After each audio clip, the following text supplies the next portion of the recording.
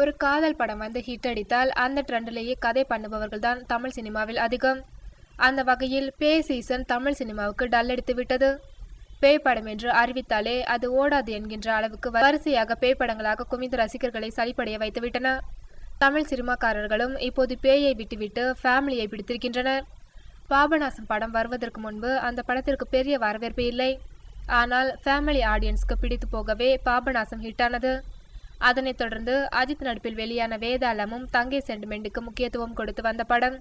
அந்த படமும் ஹிட்டாக தற்போது உருவாகும் தமிழ் படங்களில் பெரும்பாலும் படங்கள் குடும்ப சென்டிமெண்டாக தான் வருகின்றன. பீட்சா, ஜிகர்தண்டா என வெரைட்டி காட்டிய கார்த்திக் சுப்புராஜ் தற்போது இயக்கிக் கொண்டிருக்கும் இறைவி முழுக்க முழுக்க சென்டிமெண்ட் படமாம். 2 குடும்பங்களுக்கு இடையேயான நெருக்கம், பகையை விளக்கும் படம்.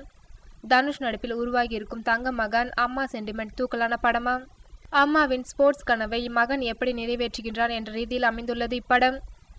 ஃபேமிலி சென்டிமெண்ட் ஹிட் அடிப்பதாலும் கலெக்ஷனில் அள்ளுவதாலும் பெரிய ஹீரோக்களும் சென்டிமெண்ட்டுக்கு முக்கியத்துவம் தரும் கதைகளை கேட்க ஆரம்பித்துள்ளனர்.